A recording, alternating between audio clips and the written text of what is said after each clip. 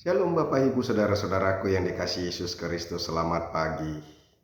Saya mau menyapa Bapak Ibu Saudara-saudara yang pada hari ini di dalam kesusahan, di dalam pergumulan, dalam situasi yang tidak menyenangkan. Mari kita bersama-sama berdoa dan merenungkan firman Tuhan supaya kita dikuatkan.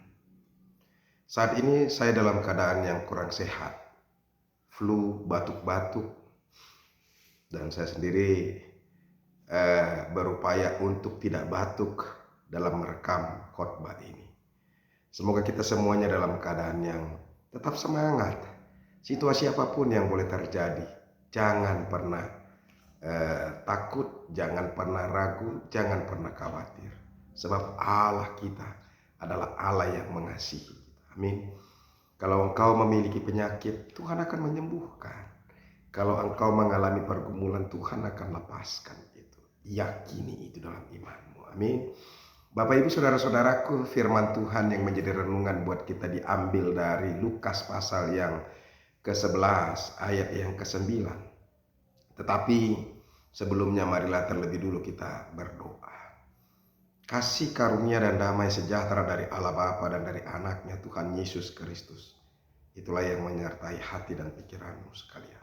Amin. Bapak Ibu, sekali lagi Lukas pasal yang ke-11 ayat yang ke-9 dikatakan demikian. Oleh karena itu aku berkata kepadamu, mintalah maka akan diberikan kepadamu. Carilah maka kamu akan mendapat. Ketoklah maka pintu akan dibukakan bagimu. Demikianlah firman Tuhan. Bapak Ibu Saudara-saudaraku yang dikasihi Yesus Kristus, apakah yang mendasari kita untuk boleh datang berdoa kepada Tuhan? Saya mengimani bahwa Allah kita itu adalah Bapa bagi saya. Seorang bapa tentunya mengerti keadaan, situasi, dan apa yang dibutuhkan oleh anak-anaknya.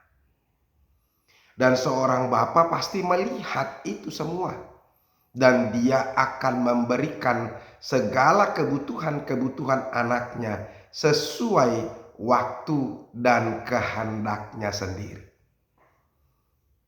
Ketika anak-anak dia minta main korek api atau matches, pasti orang tuanya tidak akan memberi karena anaknya itu bisa terbakar. Atau kalau dia minta pisau, pasti ayahnya, bapaknya tidak akan memberi karena itu bisa melukai dia. Artinya waktunya. Kadang-kadang ada anak-anak yang meminta, dia belum lagi tamat SMP, tapi sudah meminta dibelikan motor. Kalau orang tua membelikan motor kepada anaknya yang belum tamat SMP, maka bayangkanlah apa yang akan terjadi kepadanya nanti. Anak remaja ketika diberikan kesempatan kepadanya untuk melakukan sesuatu, apalagi yang belum dia mampu untuk mengendalikan, maka dia akan celaka. Demikian juga dengan Tuhan. Tetapi saudara-saudara, ketika kita berdoa kepada Tuhan, tetap juga kita harus memiliki iman. Itu dasarnya. Memiliki keyakinan yang teguh, optimisme bahwa Tuhan pasti akan memberikan segala sesuatu yang kita butuhkan sesuai dengan kehendak Tuhan. Optimis, yakin, jangan ragu-ragu. Keraguan-raguanlah yang membuat kita gagal untuk mendapatkan sesuatu. Ketakutanlah, kekhawatiranlah, ketidakyakinanlah yang membuat kita tidak akan mendapatkan apa-apa dari apa yang kita minta. Nah, saudara-saudara, Yesus mau mengajarkan murid-muridnya ketika berdoa, mintalah maka akan diberikan kepadamu. Carilah maka kamu akan mendapat. Ketoklah maka pintu akan dibukakan bagimu. Saudara-saudara, dari kata-kata itu, minta maka akan diberikan, cari maka kamu akan mendapat, ketok maka pintu akan dibukakan bagimu. Berarti kita harus melakukan sesuatu. Ketika kita meminta kepada Tuhan, kita dari diri sendiri harus melakukan sesuatu. Artinya mengerjakan sesuatu.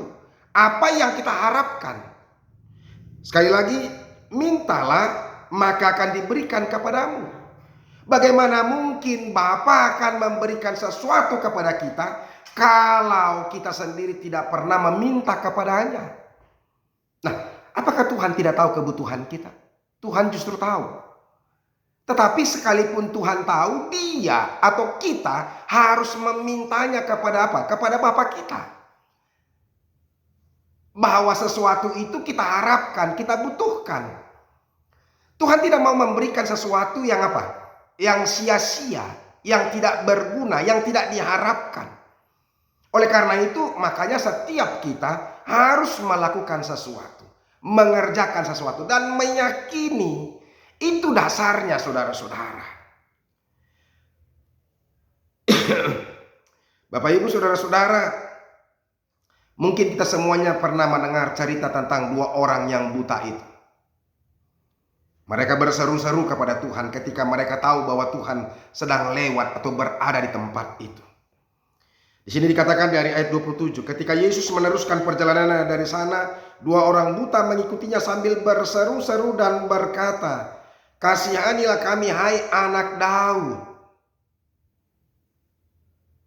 Mereka mendengar Yesus lewat dari situ di depan mereka, mereka mengikutinya.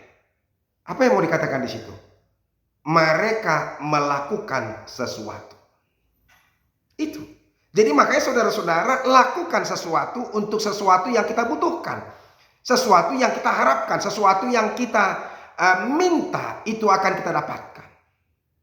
Berdoa bukan berarti hanya berpangku tangan lantas Tuhan yang mengerjakan, tidak. Tapi kerjakanlah apa yang engkau harapkan, sambil menyampaikannya kepada Tuhan dalam doamu, dalam permohonanmu, maka Tuhan akan memberikan sesuai dengan keinginan kita. Setelah itu Yesus masuk ke dalam sebuah rumah, datanglah kedua orang buta itu kepadanya dan Yesus berkata kepada mereka, apa dikatakan di sini? Percayakah kamu bahwa aku dapat melakukannya? Percayakah kamu bahwa aku dapat melakukannya? Dan mereka menjawab, ya Tuhan, kami percaya. Jadi Tuhan juga tidak akan mungkin memberikan sesuatu yang kita sendiri tidak percaya bahwa itu akan terjadi. Nah, oleh karena itu yakini dulu, percayai dulu.